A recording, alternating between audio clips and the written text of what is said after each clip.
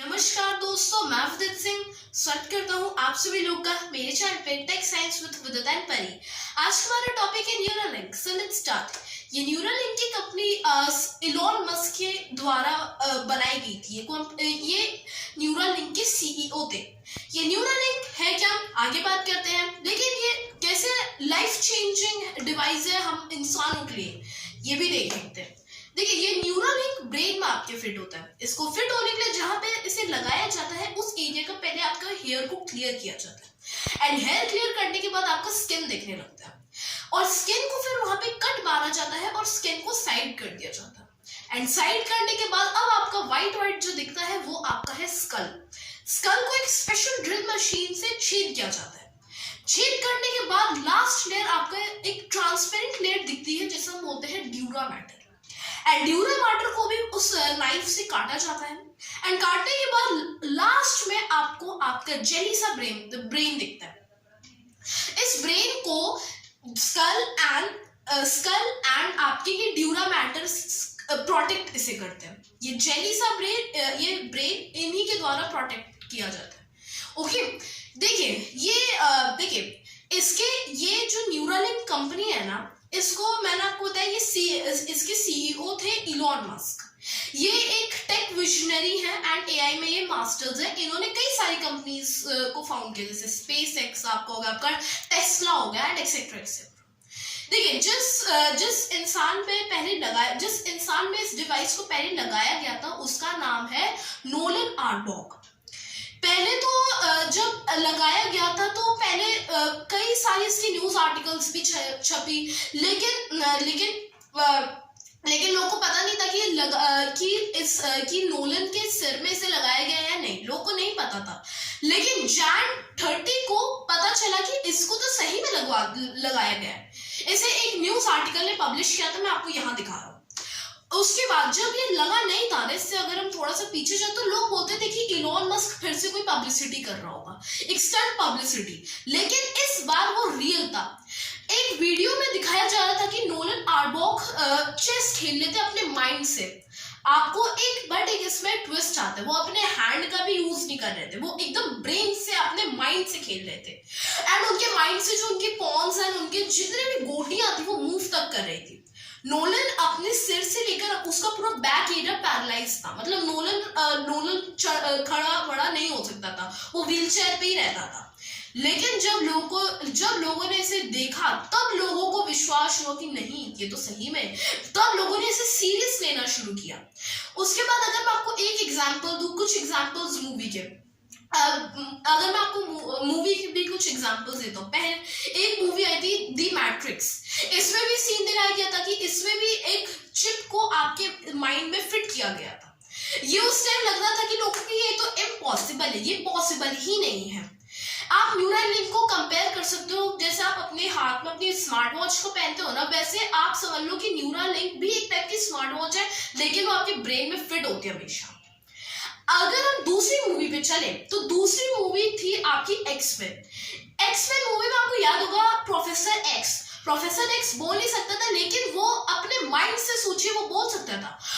एक सीन में मूवी के दिखाया गया था कि प्रोफेसर एक्स एक टीम मेंबर्स के साथ खड़ा था एंड वो सबसे बोल पा रहा था, वो माइंड से ही सब कैलकुलेट कर सकता था। How is this possible? ये जो न्यूरालिंक है ना, ये एक बेसिक प्रिंसिपल पे काम करते हैं जिसे हम बोलते हैं BCI, ब्रेन कंप्यूटर इंटरफेस। ये ब्रेन कंप्यूटर इंटरफेस में आपके माइंड में एक चिप लगाई जाती है एंड चिप से क्या होता है कि आप कंप्यूटर के थ्रू आप एक रियल टाइम कनेक्शन बना सकते हो।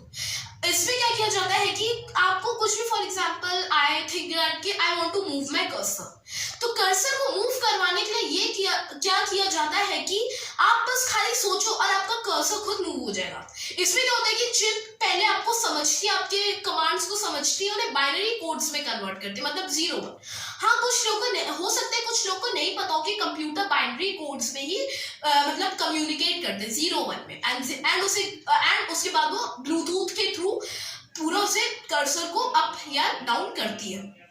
देखिए, ये BCI भी दो प्रकार के होते हैं, invasive BCI and non invasive BCI। Invasive PCI आपका मोस्टली मेडिकल फील्ड में यूज होता है, जिसमें एक कैप लगाई जाती है, आपके एक सर पे एक आयरन या प्लास्टिक कैप होती है एंड उससे एक वायर कनेक्ट होता है जो कि पीसी में होता है फिट। ये मोस्टली मेडिकल फील्ड्स में काम आता है। इसमें क्या किया जाता है कि आपके ब्रेन या आपके पूरे हेड को स्कैन किया जाता है इससे। एंड नॉन इन्वेसिव पीसीआई में एक चिप लगाई जाती है, ये भी मेडिकल पर्पस के लिए होता है एंड ह्यूमन पावर को बढ़ाने के लिए। नोलन आर्बॉक भी अपने को प्रोफेसर एक्स से कंपेयर करता था। अगर मैं आपको एक और एग्जांपल दूं, आयरन मैन जिस टोनी स्टार, उनके टोनी स्टार कैरेक्टर, वो भी ऐसा ही है। अगर हम और आगे चले, ट्रांस ह्यूमन, एलोन मस्क ने इसको ट्रांस ह्यूमन के थ्रू वो किया। ये ट्रांस ह्यूमन का मतलब बताओ क्या होता है? ट्रांस ह्यूमन मतलब कि आप फॉर एग्जांपल आप में अंदर कैपेबिलिटीज होती है कि आप किसी चीज को फॉर एग्जांपल आप डाउनलोड कर सकते हो अपने माइंड में, तो उसी को बोलते हैं ट्रांस ह्यूमन। मतलब अगर मैं आपको सिंपल वर्ड्स में कहूं तो अपनी कैपेबिलिटीज को बढ़ा लेना बस। तो टोनी स्टार एकदम इसमें फिट बैठता है। मैंने आपको टाइप्स भी सब कुछ बता दिया। ओके, अब ये चिप काम कैसे करते हैं, इनके कंपोनेंट्स क्या? So let's start. पहला होता है बायोकम्पैटिबल एनक्लोजर। ये बायोकम्पैटिबल एनक्लोजर एक टाइप का कैप, एक प्रोटेक्टिव शील्ड होता है for the chip and for our brain. इसमें क्या होता है कि एक प्रोटेक्टिव शील्ड, एक प्रोटेक्टिव कैप लगाया जाता है न्यूरालिंक के चिप पे। इससे क्या होता है कि आपको सूजन या स्वेलिंग आपके ब्रेन में नहीं हो सकती है। अगर आप सोचो, आप कोई भी मतलब आप इलेक्ट्रॉनिक डिवाइस अपने ब्रेन में लगाओ तो आपको तो स्वेलिंग हो जाएगी, स्वेलिंग के कारण आपकी मौत हो जाएगी। तो ये एक प्रोटेक्टिव शील्ड होता है। ठीक है, नेक्स्ट आपका होता है बैटरी। आप इसमें एक आपको बैटरी की आपको खास बात बताऊं, ये वायरलेस चार्जिंग बैटरी है। इसको भी एक एग्जांपल से देखते हैं। फॉर एग्जांपल मेरा आईफोन चार्ज नहीं है, मैंने उसे उसके चार्जिंग पैड पे लगाया तो वो चार्ज हो रहा है। तो चार्ज होने के टाइम वो इलेक्ट्रोमैग्नेटिक वेव्स को रिलीज करता है एंड इलेक्ट्रोमैग्नेटिक वेव्स रिलीज होने के बाद क्या होता है कि वो भी अपने को चार्ज कर लेता है। नोलन ने बताया था कि उतना परफेक्ट नहीं है, 8 घंटे तक ये चल सकता है, अभी इतना परफेक्ट नहीं है। ओके, अगर हम ये दो हो गए, इसके टोटल 4 कंपोनेंट्स होते हैं। अगर हम तीसरे पे चले तो तीसरा होता है chips and electronics. Chips and electronics में बेसिक फंक्शनिंग होती है, इसको समझने का काम एक टाइप से बोल सकते हो। लास्ट आपका होता है, एक लास्ट लेयर आपका होता है पॉलीमर थ्रेड्स। इसमें टोटल 64 पॉलीमर थ्रेड्स होती हैं एंड ये 64 पॉलीमर थ्रेड्स इतनी पतली होती है कि अगर आप अगर इसे अपने रेड ब्लड सेल से कंपेयर करो तो 1.4 टाइम्स छोटी है, और अगर आप अपने इसे बाल से कंपेयर करो तो 20 टाइम्स छोटी है। ये इतनी प्रिसाइजली होते हैं ना। अगर मैं आपको थोड़ा सा और पीछे ले लूं, सर्जरी के टाइम बताओ क्या होता है? सर्जरी के टाइम जब पूरी सर्जरी का फाइनल टच डाउन होता है तो एक robotic arm machine final touch देती है, क्योंकि ये इतनी प्रिसाइजली होते हैं ना, इतना पतला होता है कि ह्यूमन के लिए इम्पॉसिबल है कि वो विदाउट मिस्टेक उसे कर सके, इम्पॉसिबल है। इसीलिए एक रोबोटिक आर्म मशीन का यूज किया जाता है। ओके, वो रोबोटिक आर्म मशीन बड़ी प्रिसाइज एंड क्लीननेस से उन 64 थ्रेड्स को टाई कर देती है। ओके, ये मैंने आपको बताया कंपोनेंट्स। ठीक है, अब न्यूरालिंक के कंपनी आपको मैंने बताया, पूरा मैंने आपको बताया। ठीक है, ये कंपनी के जो सीईओ है इलॉन मस्क, ये बड़े टेक विजनरी है। इन्होंने इतनी सारी कंपनीज, इतने सारे एआई को उन्होंने बीट करने के लिए बना दिया कि अब लोगों को बिलीव हो रहा है कि नहीं, इलॉन मस्क भी कुछ कर सकता है। ओके, अगर हम अपनी स्टोरी के आगे चले थोड़ा तो देखिए, अब मैं बताता हूँ कि ये काम कैसे करता है। बड़ी इंपॉर्टेंट चीज है। देखिए, आपके ब्रेन में 100 billions and trillions end of neurons present होते हैं। ये न्यूरॉन्स एक दूसरे से कनेक्टेड होते हैं एंड इनका काम होता है इंफॉर्मेशंस को पहुंचाना। ठीक है, एंड ये क्या करते हैं कि ये इलेक्ट्रिक सिग्नल्स के थ्रू एक दूसरे से कनेक्ट करते हैं। ओके, एंड आपको बताऊं, अगर फॉर एग्जांपल मैंने कुछ सोचा, for example I am in thought है, कुछ भी मैंने सोचा, तो सोचने के बाद क्या होता है कि वो क्या करते हैं कि उसे रिकॉर्ड कर लेते हैं। टाइप से क्या करते हैं कि उन्हें वो सुन लेते हैं, हियर कर लेते हैं। हियरिंग करने के बाद वो क्या करते हैं कि इलेक्ट्रोड्स के थ्रू उन्हें रिकॉर्ड कर लेते हैं। ये इलेक्ट्रोड्स क्या होते हैं? इलेक्ट्रोड्स एक टाइप का बेसिक मटेरियल होता है कि जो कि अपने में इलेक्ट्रिसिटी को पास कर दे। एंड न्यूरॉन्स के अंदर जो इलेक्ट्रिसिटी इलेक्ट्रिसिटी चलती है उसे हम बोलते हैं एक्शन पोटेंशियल या न्यूरॉन स्पाइक। एंड अब क्या होता है कि अब जो हमारे न्यूरल लिंक है ना उसके एक थ्रेड पे 16 इलेक्ट्रॉन्स लगे, तो आपके 64 थ्रेड्स में टोटल 1024 इलेक्ट्रॉन्स लगे हैं। तो वो 1024 इलेक्ट्रॉन्स आपके पूरे माइंड को आप जो भी सोचो उसे पूरा रिकॉर्ड कर लेंगे, एंड रिकॉर्ड करने के बाद वो उसे चिप के अंदर भेजेंगे, एंड चिप के अंदर क्या होगा कि वो उन्हें बाइनरी कोड्स में कन्वर्ट करके ब्लूटूथ के थ्रू कंप्यूटर पे शो कर देंगे। ठीक है, ये मैंने बताया कि कैसे वर्क करता है। अब हम इसके थोड़े से मिसयूज पे चलते हैं। देखिए, आपको पता होगा कोई भी इलेक्ट्रॉनिक डिवाइस होता है उसके एडवांटेजेस से ज्यादा उसके मिसयूज एंड डिसएडवांटेजेस भी होते हैं। सोचिए अगर आप में फॉर एग्जांपल आप पे चिप लगाई जाए, वो कंप्यूटर वायरस के थ्रू वो हैक हो जाए, तो आप क्या करोगे सोचो। तो ये भी हैक हो सकता है, इसीलिए लोगों को लगवाने में डर लग रहा है ये। ओके, लोगों को लिटरली डर मतलब कि इतनी लाइफ चेंजिंग प्रोडक्ट है, लेकिन लोगों को अभी भी लगवाने में से डर लग रहा है। सोचो अगर इलॉन मस्क एक टाइप से एक और वेरिएंट लॉन्च करे, एक और मतलब फॉर एग्जांपल उसने लॉन्च कर दिया कि न्यूरालिंक एक्स, ठीक है। ओके, अब इस एक्स वाले प्रोडक्ट में आपको अपनी कोई भी चीजों को एक्सेस करने के लिए नेटफ्लिक्स एंड हॉटस्टार की तरह सब्सक्रिप्शन देना पड़े। सोचो आप क्या अंदर से आप अपना माइंड का कंट्रोल किसी और कंपनी या किसी और इंडिविजुअल या कॉर्पोरेट को देना चाहोगे? बिल्कुल नहीं, आप नेचुरली ही रहना बेस्ट रहोगे। लेकिन फॉर एग्जाम्पल अगर आपकी सोसाइटी में कोई इन चिप्स को लगवा लेता है, हालांकि अभी इंडिया में नहीं आई है, स्टार्टिंग फेज में, लेकिन फिर भी अगर कोई लगवा लेता है तो वो और कैपेबल हो जाएगा, उसे और जॉब अपॉर्चुनिटीज मिलेंगी, एंड हमें उससे compete करने के लिए हो सकता है आपको और मुझे भी लगवाना पड़ जाए। तो ये हमारे लिए ऑप्शन नहीं, ये ऑप्शन से मजबूरी क्रिएट हो जाएगी। तो ये इसीलिए से मतलब आपको ये लगवाना ही पड़ेगा, एंड इसकी फी बहुत होती है, बहुत ज्यादा होती है। ठीक है, अब हम अगर और आगे चले तो अब कुछ लोग क्लेम करते हैं कि ये जो कंपनी है ये आगे नहीं दौड़ रही है, इससे और इस मतलब ये कंपनी अकेली नहीं है, और भी है कुछ। दो कंपनी है, सिंक्रोन एंड न्यूराटेक, इसकी हम आगे बात करेंगे। देखिए, ये न्यूरालिंक है ना, जो ये एक कंपनी का नेम है। इनके दो प्रोडक्ट्स होते हैं, एक है आपका होता है टेलीपैथी एंड एक होता है ब्लाइंड साइट। ये टेलीपैथी एंड ब्लाइंड साइट होते हैं, मैं आपको जितना भी आपको बता रहा हूँ वो न्यूरालिंक नहीं है, जो आपके ब्रेन में फिट होती है वो टेलीपैथी है, टेलीपैथी। एंड टेलीपैथी का फर्स्ट वर्जन है N1 इम्प्लांट। ओके, तो ये न्यूरालिंक नहीं है, न्यूरालिंक तो भाई कंपनी का नाम है ना। ठीक है, हमने न्यूरालिंक के बारे में तो समझ लिया, लेकिन अब हम ब्लाइंड साइट पे चलते हैं। देखिए कि ब्लाइंड साइट ना, ये ब्लाइंड साइट कुछ लोगों के लिए वरदान हो सकता है, आप बिलीव नहीं करोगे, बता तो कैसे। ब्लाइंड साइट में क्या किया जाता है कि ब्लाइंड साइट में आपके विजुअल कॉर्टेक्स को टारगेट किया जाता है। जैसे आपको न्यूरालिंक में आपके मोटर कॉर्टेक्स को टारगेट किया गया था, इसमें विजुअल कॉर्टेक्स को टारगेट किया जाता है। विजुअल कॉर्टेक्स में टारगेट करने के बाद विजुअल कॉर्टेक्स में एक इम्प्लांट लगाया जाता है और एक इंसान को चश्मा पहना जाता है। वो चश्मा में एक कैमरा लगा रहता है, एंड वो जो भी आगे के ऑब्जेक्ट्स होते हैं उन्हें रिकॉर्ड करता है, एंड वो विजुअल कॉर्टेक्स में भेज देता है, एंड वो इमेज क्रिएट हो जाती है। तो आप समझो, इंसानों का भी तो देखने का प्रोसेस कुछ ऐसा ही होता है ना।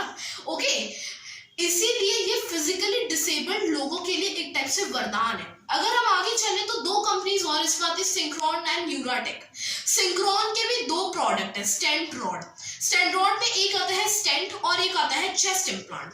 देखते हैं कैसे।